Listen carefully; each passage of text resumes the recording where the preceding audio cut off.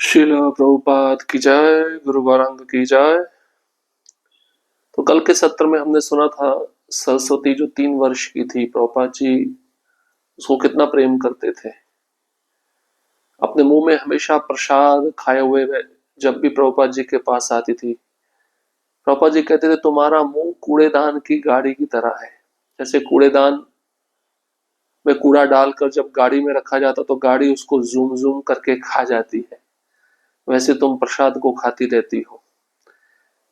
तो शुद्ध कृत्य वो कहते हैं इस प्रकार का आदान प्रदान उस बच्ची के साथ बहुत विशेष था।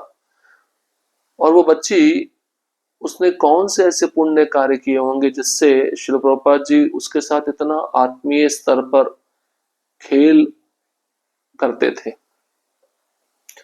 ये प्रभुपाद जी की अहेतु की कृपा का लक्षण ही था। प्रभुपाद जी का स्नेही व्यवहार एक ऐसे व्यक्ति के पत्थर को, कठोर हृदय को मुलायम बना देता था।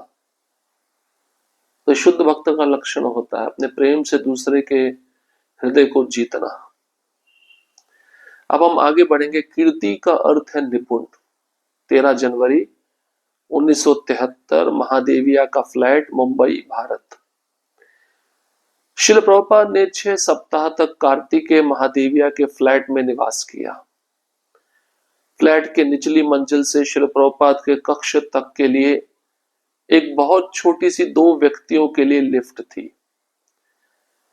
एक प्रातः श्री प्रभुपाद, तमाल कृष्ण गोस्वामी तथा मैं सैर पर जाने के लिए लिफ्ट की ओर गए। श्रील प्रभुपाद का सेवक होने के नाते मैं उनके साथ लिफ्ट में जाना चाहता था। चूंकि तमाल कृष्ण गोस्वामी पहले प्रविष्ट हो गए, अतः मेरे लिए उसमें स्थान नहीं था। जैसे द्वार बंद हुआ, मैं तुरंत मुड़ा तथा सीढ़ियों से 2 मंजिल नीचे भागा। मैं ठीक समय पर लिफ्ट के द्वार पर पहुंचा ताकि मैं श्री प्रभुपाद के लिए द्वार खोलकर उन्हें लिफ्ट से बाहर आने में सहायता करूं। तमाल कृष्ण गोस्वामी ने मेरी ओर देखा तथा हंसे। उन्होंने कहा, श्री प्रभुपाद, शुद्ध कीर्ति वास्तव में बहुत निपुण है। श्री प्रभुपाद ने कहा, हाँ, कीर्ति का अर्थ है निपुण। वे और कुछ टिप्पणी किए बिना कार की ओर बढ़ गए। श्रील प्रभुपाद का सेवक होने के नाते मैं सदैव साहस तथा अनिश्चय से भरा रहता। जो कुछ हो रहा था मानो विशिष्ट विद्युत से भरा होता। प्रत्येक मास बिजली की कतरनी से श्रील प्रभुपाद का मुंडन करना होता था। इस प्रक्रिया में श्रील प्रभुपाद निष्क्रिय ग्रहणशील नहीं थे, वह हिलते डुलते रहते थे, जिससे मुझे और डर लगता था। उन्होंने कृपावश मुझे प्रभुपाद चेतना वाला बना दिया था। उन्होंने मुझे आदेश दिया प्रत्येक प्रयास के मध्य कतरनी दूर करना ताकि वह गर्म ना हो जाए। यद्यपि यह बहुत सरल था, परंतु कानों के आसपास मुंडन करना बहुत हाथ की सफाई थी। श्री कृष्ण की कृपा से मैं बहुत सतर्क था तथा इस सेवा में कोई अनर्थ नहीं हुआ तथा इससे मुझे प्रभुपाद चेतना में जाने के लिए और सहायता मिली। जब मैं श्रील प्रभुपाद के बाल सबको बांटता तो भक्त बहुत प्रसन्न होते। तो एक बार प्रभुपाद जी महादेविया के फ्लैट में रहते थे, तो एक लिफ्ट थी, उस लिफ्ट में केवल 2 ही व्यक्ति जा सकते थे। अब प्रभुपाद जी उस लिफ्ट के जरिए नीचे जाना चाहते थे और प्रभुपाद जी उस लिफ्ट में प्रवेश किए। साथ ही साथ शुद्ध कीर्ति प्रभु के साथ में जो परम पूज्य तमाल कृष्ण महाराज थे, वो उस लिफ्ट में प्रवेश कर गए। अब शुद्ध कीर्ति प्रभु को ऐसा लगा मैं तो जा नहीं पाऊंगा। मुझसे पहले तो तमाल कृष्ण महाराज प्रभुपाद के साथ उस लिफ्ट में चले गए। तुरंत शुद्ध कीर्ति प्रभु दौड़कर नीचे की ओर भागे ताकि मैं प्रभुपाद जी के नीचे आने से पहले वहां उपस्थित रहूं और उनको आराम से बाहर निकाल सकूं। तो ये दृश्य जब तमाल कृष्ण महाराज ने देखा तो हंसने लगे। उन्होंने प्रभुपाद जी को कहा, शुद्ध कीर्ति बहुत निपुण है। तो प्रभुपाद जी ने भी कहा, कीर्ति का अर्थ है निपुण, यह हर एक सेवा में निपुण है। अब श्रील प्रभुपाद जी का सेवक होने के नाते शुद्ध कीर्ति प्रभु में हिम्मत भी होती, कभी कभार उनको डर भी लगता। हर महीने प्रभुपाद जी का हेड शेविंग करना होता था बिजली की मशीन से। और शुद्ध कीर्ति प्रभु कहते थे मुझे बहुत डर लगता था, क्योंकि प्रभुपाद जी हमेशा हिलते डुलते रहते थे, जिससे उनको कुछ कष्ट ना पहुंचे। तो मेरी चेतना हमेशा प्रभुपाद में स्थिर रहती थी, मैं प्रभुपाद चेतना वाला बन चुका था। तो श्रील प्रभुपाद ने आदेश दिया था शुद्ध कीर्ति प्रभु को, हर एक प्रयास के बीच में जो मशीन है उसको दूर करना, ताकि वह गर्म ना हो जाए। ये बहुत सरल था, परंतु कानों के आसपास जो बाल रहते हैं उसको हटाना हाथ की सफाई थी। तो इस सेवा में शुद्ध कीर्ति प्रभु कहते हैं कि मैं बहुत सतर्क था, और सेवा में कोई अनर्थ ना हो जाए, मेरी वजह से प्रभुपाद जी को कोई कष्ट ना पहुंचे, इसलिए मैं सदैव भगवान को प्रार्थना करता रहता था। और बाल काटने के बाद प्रभुपाद जी के जो बाल हैं वो मैं भक्तों में बांट देता था। तो भक्त उन बालों को लेकर बहुत प्रसन्न होते थे, बड़े खुश होते थे। अतः तो पंडाल बहुत अच्छा था। 21 जनवरी 1973, महादेविया फ्लैट, मुंबई, भारत। भक्तों ने एक पंडाल कार्यक्रम व्यवस्थित किया, जहां श्री प्रभुपाद एक सप्ताह तक प्रतिदिन शाम को भाषण देते थे। सहस्त्रों व्यक्तियों ने उस कार्यक्रम में भाग लिया। श्री प्रभुपाद अपने शिष्यों से घिरे व्यास आसन पर बैठे थे। एक बड़े मंच पर श्री राधा कृष्ण के अर्चा वगैरह विराजमान थे। वहीं भगवान बाद में भक्ति वेदांत मैनर इंग्लैंड में प्रतिष्ठित किए गए थे। यह एक महत्वपूर्ण सप्ताह था। एक शाम को अर्चा वगैरह का वेदी के विद्युत अग्नि प्रज्वलित हो गई। आग फैल गई, परंतु सौभाग्यवश शीघ्र ही शांत कर दी गई। प्रतिदिन और भक्त उपस्थित हो रहे थे, अतः अंत तक श्री प्रभुपाद के दर्जनों भक्त उपस्थित हो गए। पश्चिमी भक्त भाषणों को समझ नहीं पा रहे थे, क्योंकि श्री प्रभुपाद हिंदी में बोल रहे थे, परंतु उत्साहित भीड़ को देखकर यह स्पष्ट था कि श्री प्रभुपाद सबको जागृत कर रहे थे। कार्यक्रम का अंतिम दिन बहुत शानदार था। भाषण की समाप्ति पर श्री प्रभुपाद सहमति प्रकट की तथा कहा, ठीक है, चलो कीर्तन करते हैं। सर्वप्रथम माइक पर अच्युतानंद स्वामी ने मृदंग बजाकर कीर्तन की अगुवाई की। कुछ मिनटों में श्री प्रभुपाद अपने व्यासासन से उठे तथा अर्चा वगैरह की परिक्रमा शुरू कर दी। वे एक बार चारों ओर गए, घूमे तथा श्री राधा कृष्ण के सम्मुख प्रणाम किया। जैसे कृष्ण कृपा श्री मूर्ति दूसरी चक्कर लगाने लगे, भक्तों ने उनका अनुसरण करना शुरू कर दिया।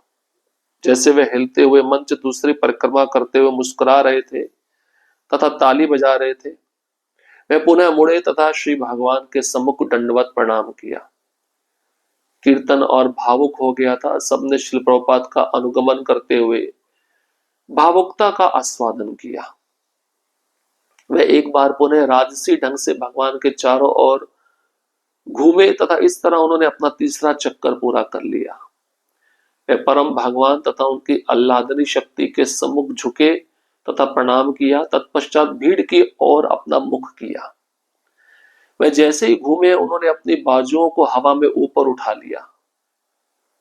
उन्होंने हम सबको अद्वितीय मुस्कुराहट के साथ वरदान दिया। जैसे ही नाचते हुए वे कीर्तन के साथ ऊपर नीचे कूदते, तो उन्होंने हम सबको आध्यात्मिक क्षेत्र तक ऊपर उठा दिया। यह तो अद्भुत था कि वे कैसे अपनी बाजुओं की गतिविधि से हम सबको नियंत्रित करते। जब वे उन्हें हवा में ऊपर उठाते, उन्होंने मानो हम सबको अपने साथ ऊपर उठा लिया तथा दिव्य जगत में निश्चित कर दिया। सहस्त्रों की संख्या में भीड़ इस वातावरण से आकर्षित हो गई। कीर्तन इस जगत से परे था। लकड़ी के मंच पर होने वाला कीर्तन इतना निरंकुश था कि मंच डावाडोल हो उठा। अर्चा विग्रह भी आगे पीछे हिलने लगे, मानो वे भी अपने शुद्ध भक्तों का साथ दे रहे हो। अन्य भक्तों के साथ मैं वेदी के पीछे गया तथा अर्चा विग्रह के तल को पकड़ लिया। यह देखकर श्री प्रभुपाद ने नृत्य रोक दिया। जैसे कीर्तन समाप्त हुआ, मैं तथा श्री प्रभुपाद एम्बेसडर की पिछली सीट पर बैठ गए तथा कार हमें कार्तिकेय महादेविया के फ्लैट पर ले गई, जहां शिल प्रभुपाद निवास कर रहे थे। उन्होंने आध्यात्मिक मुस्कुराहट के साथ पूछा, अतः पंडाल बहुत अच्छा था। मैंने कहा, शिल प्रभुपाद, ये वास्तव में अद्भुत था। जब आप नृत्य करते सभी तुरंत भाव विभोर हो उठते। उन्होंने कहा, हाँ, वास्तव में मैं और नृत्य कर सकता था, परंतु मैंने देखा अर्चा वगैरह संकट में थे तो मैंने नृत्य बंद कर दिया, नहीं तो मैं नृत्य चालू रख सकता था। शिल प्रभुपाद में कृतज्ञ हूं कि आपने मुझे अपनी दिव्य शक्ति का दिग्दर्शन करने का सुअवसर प्रदान दिया। कार में आपके साथ होने वाली चर्चा से स्पष्ट था कि आपने प्रत्येक को अपनी कृपा बांटते हुए आनंद का अनुभव किया। मैं इस भूमंडल पर अत्यंत भाग्यशाली हूं जो बाद में आपके साथ ही सीट पर बैठने में समर्थ हो सका।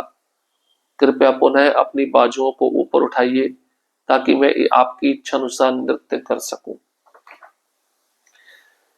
तो देखिए, जब प्रभुपाद जी अमेरिका से प्रचार करके वापस भारत आए थे, अपने विदेशी शिष्यों को भी साथ में लाए थे, तो प्रभुपाद जी दिल्ली मुंबई में पंडाल कार्यक्रम करते थे। उन पंडाल उत्सवों में एक दिन में लगभग 10,000 से 12,000 लोग आते थे और प्रभुपाद जी को इस प्रकार से प्रचार करना बहुत अच्छा लगता था।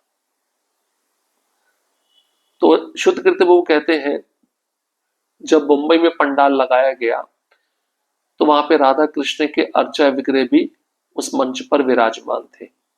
बाद में यही अर्चा विग्रह भक्ति वेदांत मैनर इंग्लैंड में प्रतिष्ठित किए गए। तो पूरा सप्ताह ये पंडाल कार्यक्रम चलता था। शाम को अर्चा विग्रह की जो वेदी थी, एक बार उसमें आग लग गई।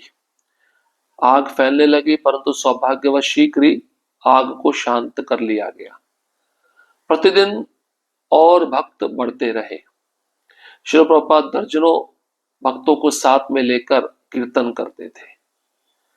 अब पश्चिमी देश के भक्त थे, इनको प्रभुपाद जी का भाषण तो समझ में नहीं आ रहा था क्योंकि प्रभुपाद जी हिंदी में बोलते थे, परंतु उत्साहित भीड़ को देखकर स्पष्ट था कि प्रभुपाद जी सबको जगा रहे हैं।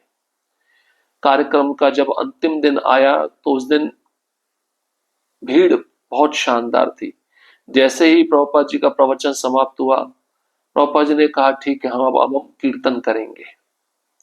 और अच्युतानंद महाराज ने माइक पर मृदंग बजाकर कीर्तन शुरू किया और कुछ मिनटों में शिव प्रभुपाद अपने व्यासासन से उठ गए, अर्चा विग्रह की परिक्रमा शुरू कर दी। एक बार चारों ओर प्रभुपाद जी घूमे, फिर राधा कृष्ण के सम्मुख उन्होंने प्रणाम किया। दूसरा चक्कर प्रभुपाद जी ने लगाया तो प्रभुपाद जी को देखकर उनके शिष्य भी उनके पीछे पीछे अनुसरण करने लगे। अब लकड़ी का मंच था, वह हिलने डुलने लगा। प्रभुपाद जी मुस्कुरा रहे थे, अर्चा विग्रह भी मुस्कुरा रहे थे और सभी ताली बजा रहे थे। प्रभुपाद जी जैसी परिक्रमा पूरी करते, राधा कृष्ण के सम्मुख दंडवत प्रणाम करते। कीर्तन और भावुक हो गया। अब भावुकता में कीर्तन का आस्वादन बहुत अच्छा रहता है। तो प्रभुपाद जी ने अपने दोनों हाथ ऊपर उठाए हवा में और सबको उठकर नृत्य करने के लिए आह्वान किया। और जैसे ही भक्त लोग मंच पे कीर्तन करते, नीचे बैठे हुए लोग वह भी खड़े होकर कीर्तन में भाग लेने लगे। और प्रभुपाद जी अपनी बाजुओं की गतिविधि से सबको नियंत्रित कर रहे थे। शुद्ध कीर्ति वो कहते, प्रभुपाद जी जैसे अपनी बाजू ऊपर करते तो हमको लगता हम गोलोक में चले गए। प्रभुपाद जी ने हमारा गोलोक धाम में स्थान निश्चित कर दिया। वो कीर्तन इस जगत से परे था, लेकिन कीर्तन इतना निरंकुश हो गया कि मंच हिलने लगा। ऐसा लगा मंच अभी टूट जाएगा और भगवान के जो अर्चा विग्रह थे वो भी आगे पीछे हिलने लगे, मानो वो भी अपने शुद्ध भक्त के साथ नाच रहे हो। तो शुद्ध कीर्ति प्रभु कहते, मैं तुरंत वेदी के पीछे गया और अर्चा विग्रह को नीचे से पकड़ लिया जिससे वह हिले नहीं और गिरे नहीं। ये देखा जब प्रभुपाद जी ने तो उन्होंने नृत्य रोक दिया। इसके पश्चात प्रभुपाद जी अपनी एम्बेसडर गाड़ी में शुद्ध कीर्ति प्रभु के साथ बैठे और कार्तिकेय महादेविया के फ्लैट पर चले गए।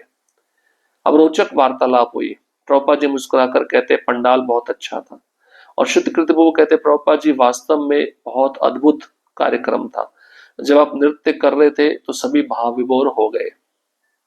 तो प्रभुपाद जी ने कहा मैं नृत्य और कर सकता था, परंतु मैंने देखा अर्चे विग्रह संकट में है, कहीं मंच टूट गया, अर्चे विग्रह नीचे गिर गए, तो मैंने इसलिए नृत्य बंद कर दिया, नहीं तो मैं नृत्य चालू रख सकता था।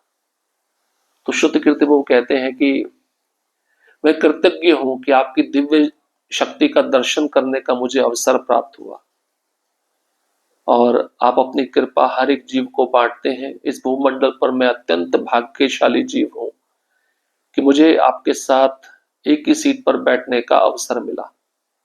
इसलिए आप अपनी बाजुओं को ऊपर उठाइए ताकि मैं आपकी इच्छा अनुसार नृत्य कर सकूं। तो श्रील प्रभुपाद जी जीवों को अपने हाथों से भी नियंत्रण कर सकते थे, लेकिन प्रभुपाद जी ने देखा नृत्य करते हुए विग्रह संकट में है, तो उन्होंने नृत्य रोक दिया। वो नृत्य आध्यात्मिक जगत का था। तो प्रभुपाद जी के अंदर कितनी शक्ति है, कितनी स्फूर्ति है सबको जागृत करने के लिए। इस लीला से हम ये समझ सकते हैं। हरे कृष्णा कृष्ण कृष्ण हरे हरे, हरे राम राम राम हरे हरे। श्रील प्रभुपाद की जय, गुरु गौरांग की जय।